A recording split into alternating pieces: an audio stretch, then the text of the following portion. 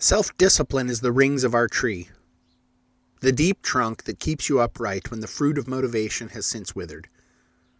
It's the handwork of recording essays in numerical order, even when I'd rather be doing something else. It's the daily watering of the roots that eventually allows the crown to reach the sun. Without it, we're just a collection of interesting ideas with no structural integrity.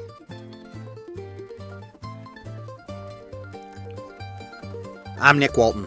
I'm a coffee roaster, I'm a dad, I'm a husband, I'm a wee little farmer, and I can't stop thinking about the invisible scripts that run our lives. You're listening to The Values Sort. This is a field guide to the values that shape the patterns of thinking and behaviors that end up shaping our entire lives. This is essay number 49, Self-discipline. In some ways, this entire project has been about my own self-discipline. It has come up time and time again. It's at least a central focus of the project. I have had to exercise tremendous self-discipline in my life, ever since I was young. Don't get me wrong, I often fail in my disciplines, emphasis on the word exercise. I have regularly been called upon in many forums to be less. Half as hard, half as fast, my mother would repeat to me in my youth, and who could blame her? I constantly did things twice as hard and twice as fast as the people around me, and not always with favorable results, either for me or for my loved ones. Your greatest asset is your greatest assache, is something that's been a constant refrain in my life. Two sides to the coin. It's a never-ending battle to stem the tide of internal negative self-communications. The things I say to myself sometimes, you'd be shocked. You might even feel defensive of me. How dare myself? Feeling twice as hard, twice as rough, twice as much of a liability to myself and others is a great weight to bear, though, and it can be difficult to flip that script. I have great capacities for kindness and love and care, and I don't give myself credit for them because I must restrain myself. I've already alluded to the idea that I'm sometimes just too much, even in a positive way, even in my relationships with people. Too much text, too many cookies, too much praise offered without enough perceived merit. I again reflect on what this card means for me and to me versus another person. Surely there are as many interpretations of this card as there are respondents sorting through the deck. I can't be the only one to struggle in life with self-restraint, with self-discipline. The card also says, resistance to temptation. I will eat the whole box of shortbreads. I will stay up past my bedtime and write essays knowing I'll be tired and grumpy in the morning. I will let the thing that needs not be said escape my lips. Words are something I'm tempted by, always. It comes from a desire, I think, to be heard and to be seen, and it comes across often as a desire to dominate or regulate another person into wordlessness. I call names, I level judgments, I put my mouth out for the world to hear, and not everyone likes it. I don't even always like it. And vices. I've known a few, and we've discussed some of them here in this series, but it's been far from an exhaustive list. There is barely a vice on this good earth that I would not have not dipped a toe into, and the remedy is very nearly always some practice or method of other-centric thinking, observing how my behaviors, thoughts, and actions affect the people around me, thinking beyond myself. Maybe that's my motivation for self-discipline. Is that okay?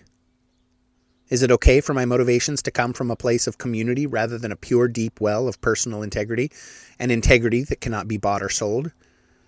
God, I hope so. I would like my motivations to be pure. I would like them to be from me and for me, and benefiting others only in as much as they've already benefited me. But I confess I am sometimes motivated to self-discipline by a quiet observance of my behavior's effect on the ones closest to me. Sometimes I struggle with knowing the right thing to do. Life is not always black and white.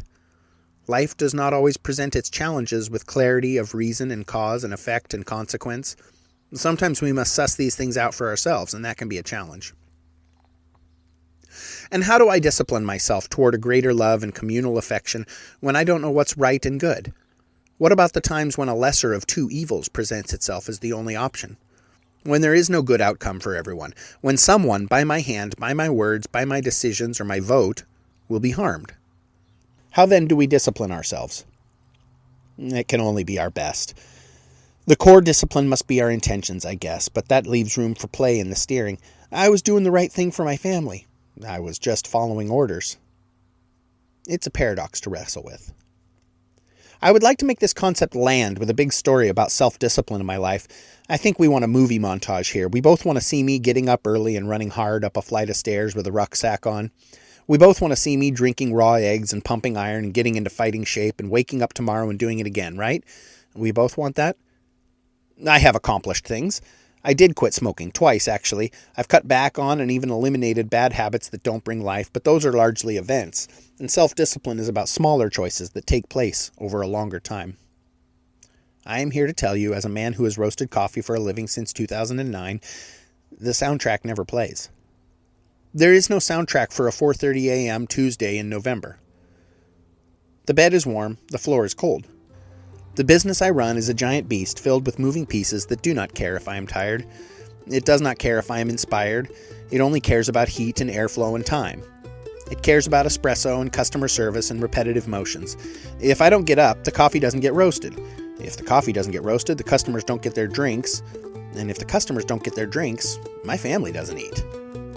So I get up. I put my feet on the cold floor. That's the entire story. And I think that's all of our stories regarding self-discipline. There are moments in our lives, probably, where we are either literally or figuratively getting up at 4:30 and body slamming life's challenges to the ground.